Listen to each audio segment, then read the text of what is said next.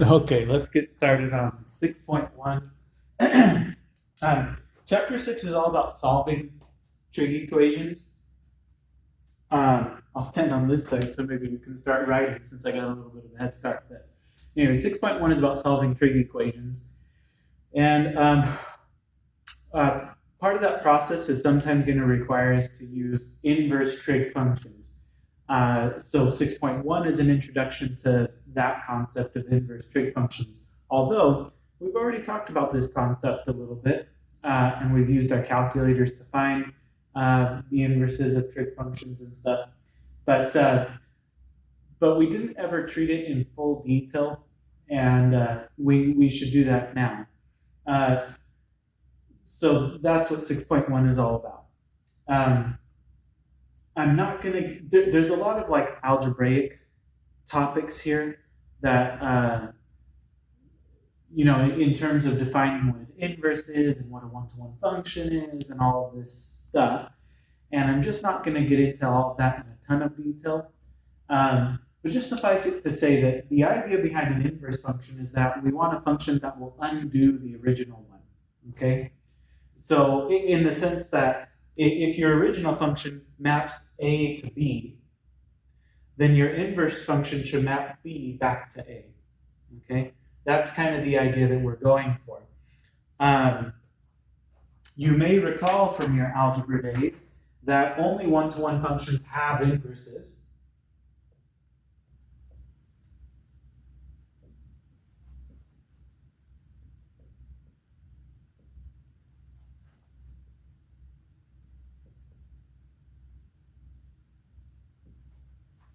Okay, only one-to-one functions have inverses, and if you don't remember what it means to be one-to-one, or if you do but you don't know why this is the case, let me give you a couple examples, kind of bring you back up to speed. So, for example,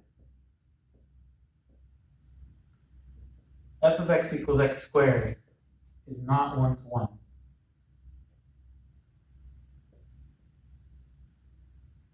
Okay.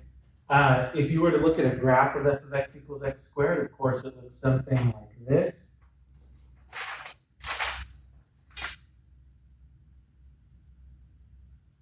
Right, something along those lines.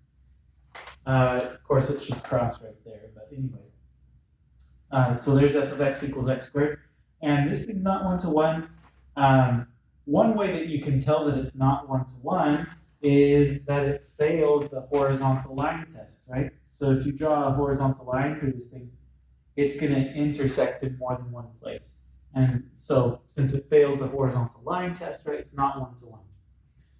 The reason that this function, so it's not one-to-one, the reason that functions that are not one-to-one don't have inverses are because, if we use this as an example, maybe this value here is -2, and maybe this value here is +2, and you might notice that f of 2, right, 2 squared is 4, f of -2, right, is also 4, right? -2 squared is -2 times -2, which is a +4.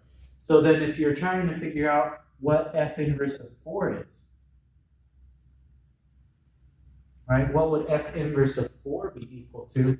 Now, it's ambiguous, right? It's like, well, would f inverse of 4 be 2, or would f inverse of 4 be -2? Right? We don't really know because the function we were starting out with was not one-to-one. Okay? And so that's why only one-to-one functions have inverses, right? Let's contrast this with a function that is one-to-one, like f of x equals x cubed.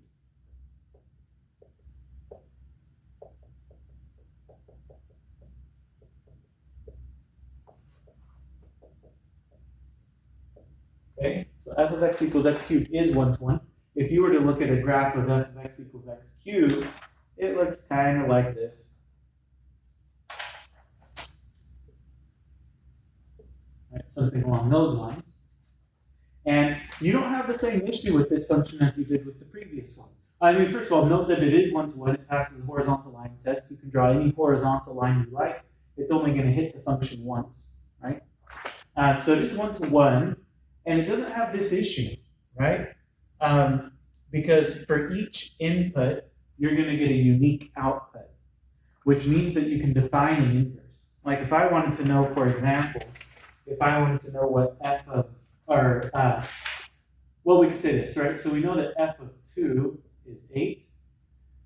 F of negative 2, right? F of 2 is 8, 2 cubed is 8. Negative 2 cubed would be negative 2 times negative 2 times negative 2. That's going to be negative 8, right? So you get two different outputs for those two different inputs. So then if you're talking about, well, what is f inverse of 2, or sorry, f inverse of 8, there's no ambiguity, right? F inverse of 8 has to be 2. Right? F inverse of negative 8 would be negative 2. Okay? Anyway, so only one-to-one functions have inverses. This presents an issue when you're talking about inverses of trigonometric functions, because none of the trig functions are one-to-one. We've looked at the graphs of the trig functions. If you think about what all of the graphs look like, none of them are going to pass the horizontal line test. In fact, they fail the horizontal line test about as miserably as a function can. So none of the trig functions are one-to-one, right?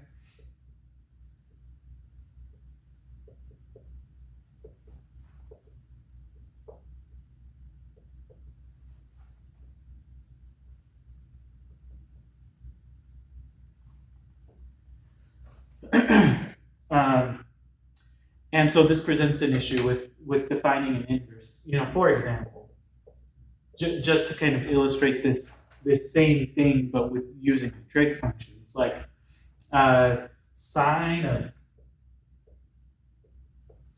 pi over 3 is root 3 over 2, right? But so is sine of 2 pi over 3.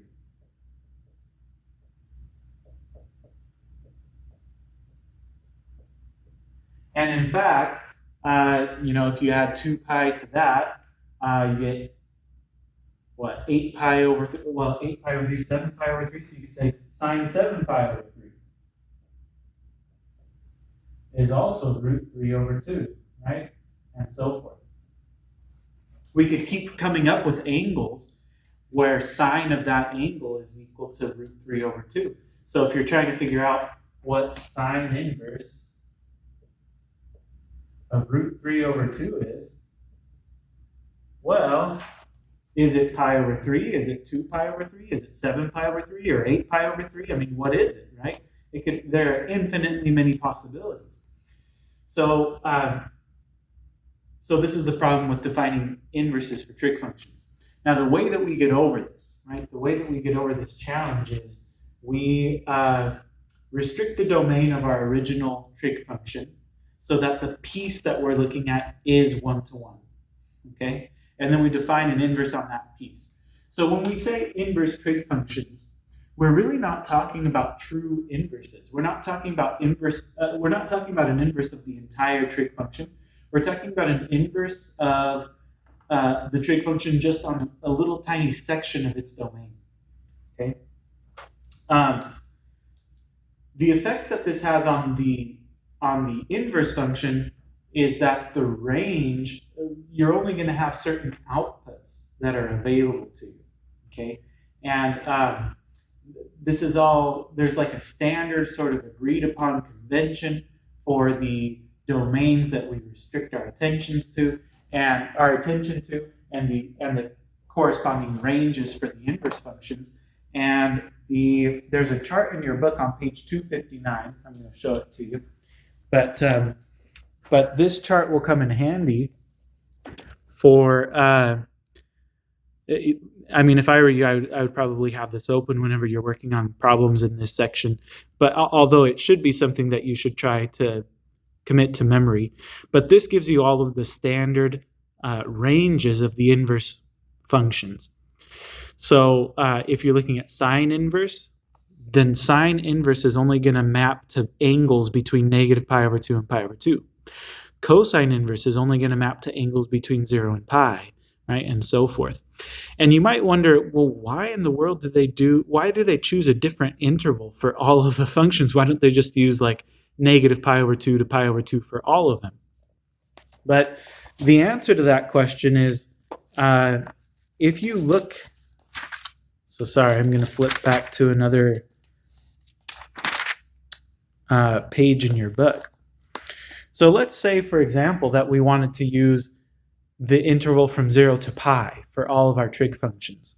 Okay, that would work beautifully for cosine, right? If you look at the cosine function, right, from 0 to pi, that little segment of the cosine function is 1 to 1, and it contains all of the possible outputs of the cosine function. So that would be a perfectly fine interval to use. That would be a perfectly fine domain restriction for cosine.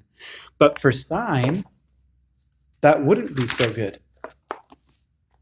Because if you look at the sine function, from 0 to pi, right? So from 0 to pi, it's not 1 to 1 on that interval. It's just this little tiny bunny hill thing, right?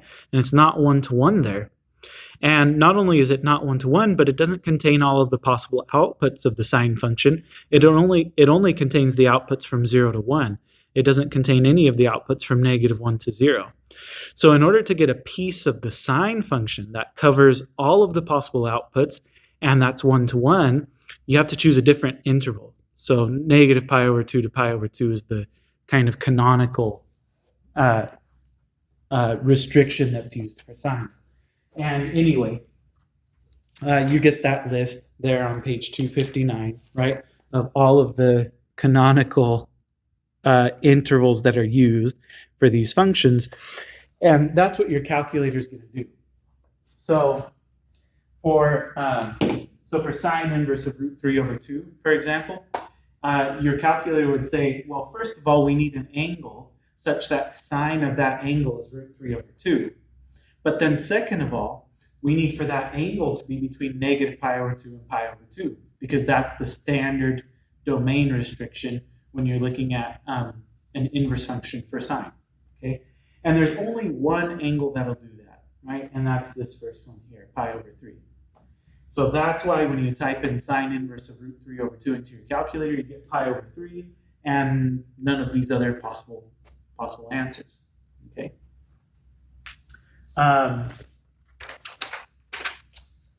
Okay, I'm going to start a new video.